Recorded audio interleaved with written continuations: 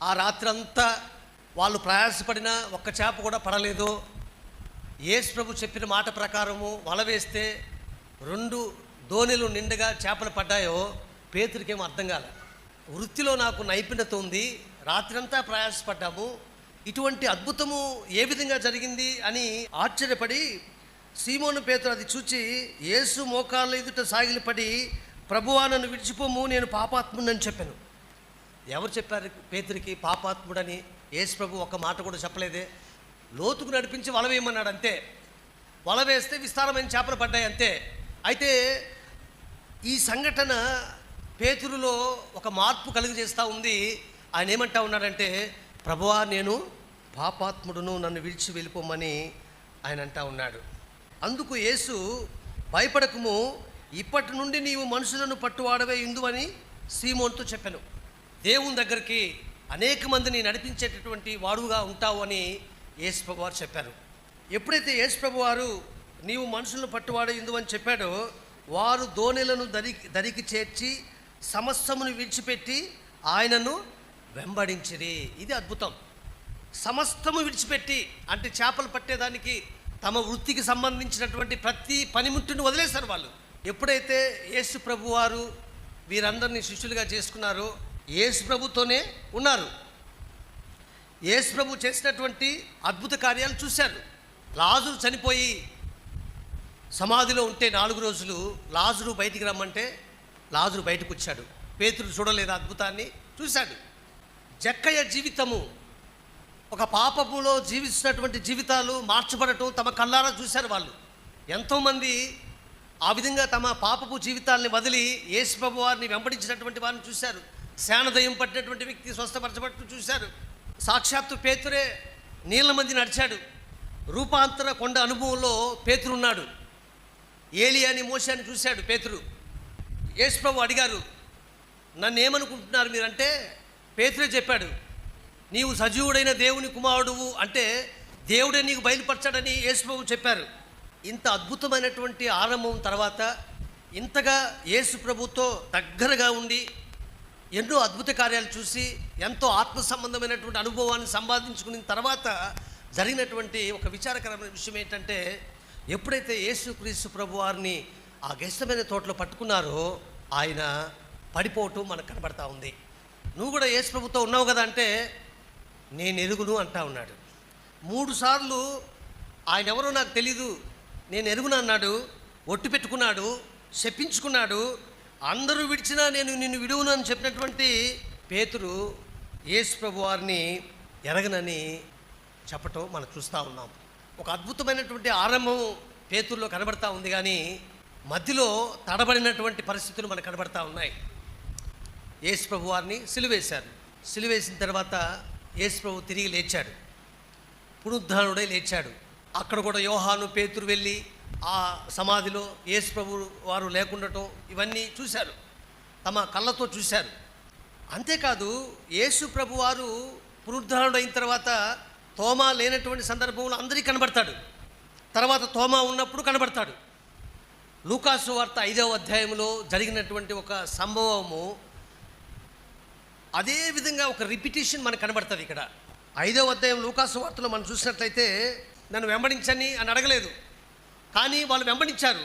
కానీ ఇక్కడ మనం చూసినట్లయితే నన్ను వెంబడించండి అని చెప్పాల్సి వచ్చింది. ఆయన ఈ మాట చెప్పాను, ఇట్లు చెప్పి నన్ను వెంబడించమని అతనితో చెప్పాను. అంటే ఆరంభంలో ఎటువంటి ఆత్మ సంబంధమైనటువంటి అనుభవాలు లేనటువంటి స్థితిలో ఏమో వాళ్ళుగానే వెంబడించారు. అయితే ఇంత అనుభవం పొందుకున్న తర్వాత మరలా యేసు ప్రభు వారు నన్ను వెంబడించండి అని చెప్పటం అవసరం అంటారా? అంటే ఆత్మ సంబంధంగా ఒక పతనమైనటువంటి పరిస్థితి మనకు అక్కడ కనబడతా ఉంది కదా.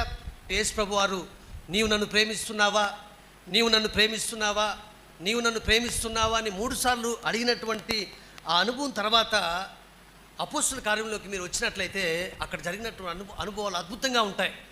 అందుకనే పేతురుని గురించి ఒక క్యాప్షన్ నేను పెట్టుకున్నాను, fell but finished well. Peter fell but he finished well. పేతురు ఆయన పడిపోయాడు, కానీ ముగింపు మాత్రం అద్భుతంగా ఆయన ముగింపు ఉంది. యోహాను సువార్త 21వ అధ్యాయం తర్వాత అపోస్తుల కార్యం మనకు స్టార్ట్ అవుతుంది. ఏ స్థలంలో అయితే యేసు ప్రభువారిని నేను ఎరగనని చెప్పాడో అదే స్థలంలో పేతురు పెంతుకొస్తు అనుభవం తర్వాత దేవుని ఆత్మచేత పరిశుద్ధాత్మచేత వాళ్ళు నింపబడిన తర్వాత ఏ స్థలంలో అయితే నేను యేసు ప్రభువారిని ఎరగనని 3 సార్లు చెప్పాడో అక్కడ ఏమంటా ఉన్నాడంటే, మీరు సిలువ వేసిన ఈ యేసు. ఎంత ధైర్యం కావాలి! అంతేకాదు, యేసు ప్రభువారిని గురించి చెబితే ఒక సందర్భంలో 3,000 మంది రక్షింపబడ్డారు, మరొక సందర్భంలో 5,000 మంది రక్షింపబడ్డారు. పేతురు యోహానులు ఎన్నో అద్భుత కార్యాలు చేశారు. యేసు నామమును బట్టి మీరు బోధింపకూడదని అక్కడ ఉన్నటువంటి అధికారులు చెప్తే వీళ్ళు మీ మాట మేము వినాలా, దేవుని మాట వినాలని ధైర్యంగా దేవుని వాక్యాన్ని ప్రకటించినటువంటి అనుభవం మనం చూస్తూ ఉన్నాం. అంటే ఇవన్నీ నేను ఎందుకు చెప్తా ఉన్నానంటే, మన ఆత్మీయ జీవితంలో మన ఆత్మీయ జీవిత ఆరంభము అద్భుతం, దాంట్లో ఎటువంటి సందేహం లేదు.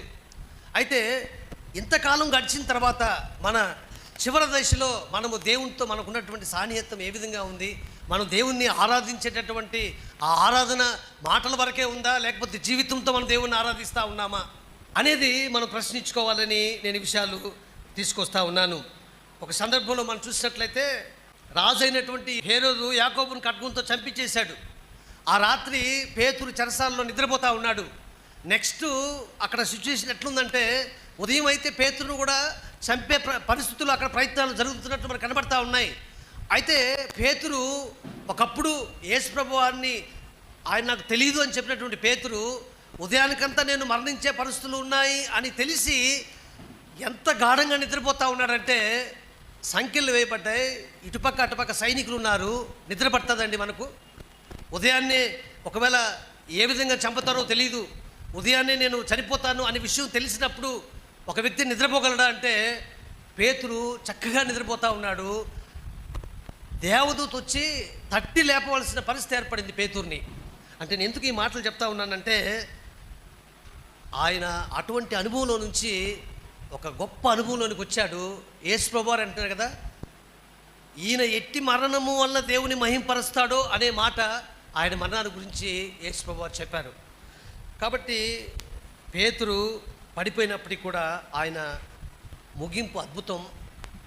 మన జీవితాలు కూడా దేవునికి అంగీకారంగా ఉన్నప్పుడే మనము మన ఆరాధన దేవుడు అంగీకరిస్తాడు అనే విషయాన్ని మనం చేసుకుంటూ, ఒకవేళ పేతుర్ని యేసు ప్రభువారు ప్రశ్నించిన రీతిగా, నీవు నన్ను ప్రేమిస్తున్నావా పేతురు, నీవు నన్ను ప్రేమిస్తున్నావా, సీమోను కుమారుడైనటువంటి పేతురు నీవు నన్ను ప్రేమిస్తున్నావా అనే ఆ మాటల్లో మన పేరు పెట్టుకొని ఒకవేళ యేసు ప్రభువారు ఈరోజు మనల్ని ప్రశ్నిస్తే, నీవు నన్ను ప్రేమిస్తున్నావా అని ఒకవేళ ఆయన ప్రశ్నిస్తే, అవును ప్రభువా నేను నిన్ను ప్రేమిస్తున్నావని నీకే తెలుసు అనే చెప్పగలిగిన అనుభవంలో మనం ఉండి ఆరాధిస్తే ఎంత అద్భుతం అది.